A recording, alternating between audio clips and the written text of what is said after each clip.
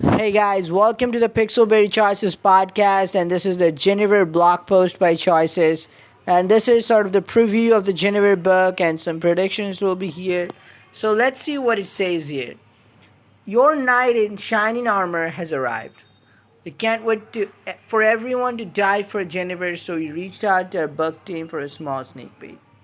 Can you tell us a little bit about Guinevere? So Olivia is working on this. In this story, you play as Princess Guinevere, newly betrothed to the famous king or queen of Camelot. But you have a secret that warns you of great danger coming for Camelot, your betrothed and your most loyal knight. Geoffrey says the art and the outfits are going to be, as the nobles say, exquisite. Katie says the angst is palpable in this one. Kelly says it's one of your best opportunity to live out one of the most famous love triangles in literature, a sweet and noble ruler on the one hand, a brooding, duty-bound knight on the other. I still don't know who to choose at this point.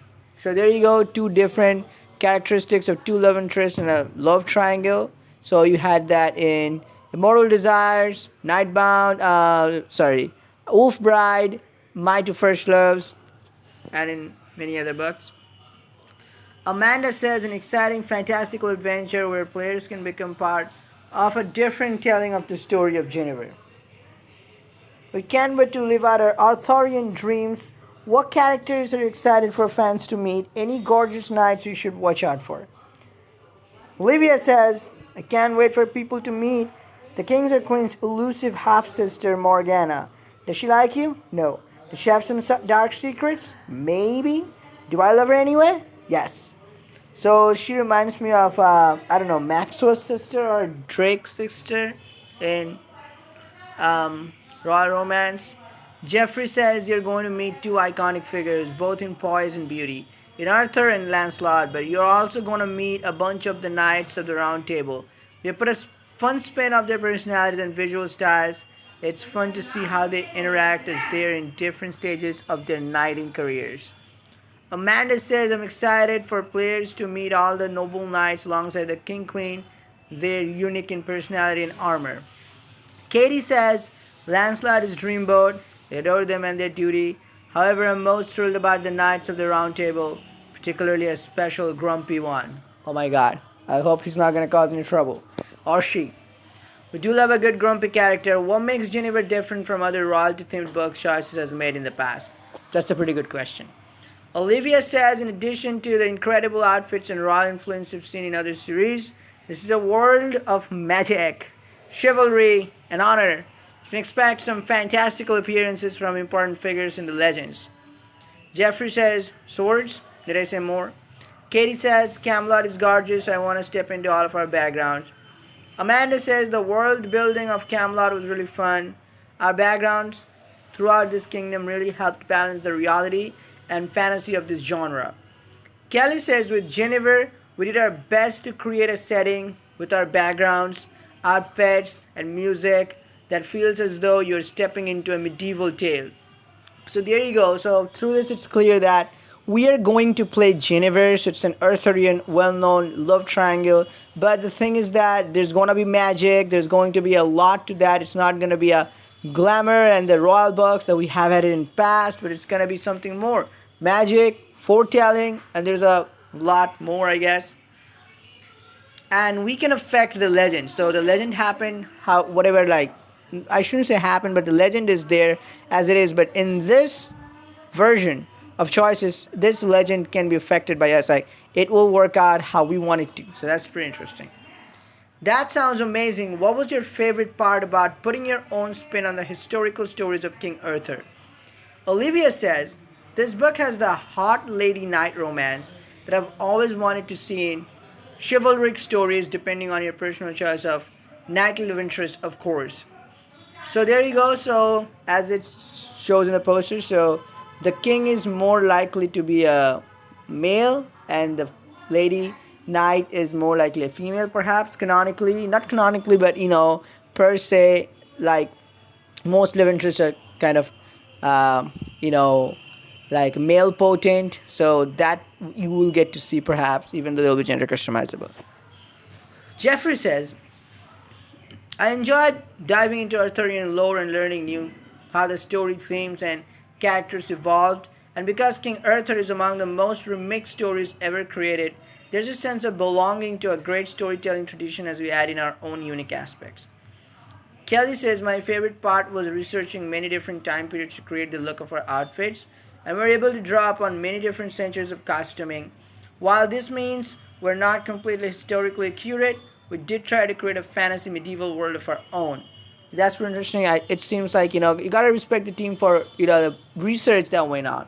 First of all, it's a not a completely made up of story. I mean, it's of course made up of, but still, there's gonna be some link to history. There's gonna be some link to legend. So they had to do their own research. So that's something really unique. Reminds me of their research for the unexpected errors, even though there were one or two teeny tiny silly mistakes in their research, like the name of Mumbai or something, or Kolkata was not called Kolkata back then, or something like that. I forgot what was it. Maybe it was the capital. I still forgot that. Amanda says, I think researching the fashion style of our characters based off their backstories was really enjoyable and a great challenge. We had to make sure that our characters looked unique enough, whether it be through colors, silhouettes, or patterns, etc. If you could be the ruler of an imaginary land, what would it be and why? Olivia says, I would rule a tiny pocket dimension separated from the normal time stream, so I could read as much as I want while still, having time for the rest of my life. Jeffrey says, I know that all powerful cult monarchies are bad, but haven't you ever wondered how good it would feel to be surrounded by minions shouting, Yes, King! At every half baked shower thought, at every half baked shower thought you come up with? For a time, I would want to rule the sycophantic paradise kingdom of Jeffrey until I inevitably run it into the ground by establishing an entire feudal hierarchy made up of cats and having to flee for my life from revolutionaries. It will be glorious and therapeutic.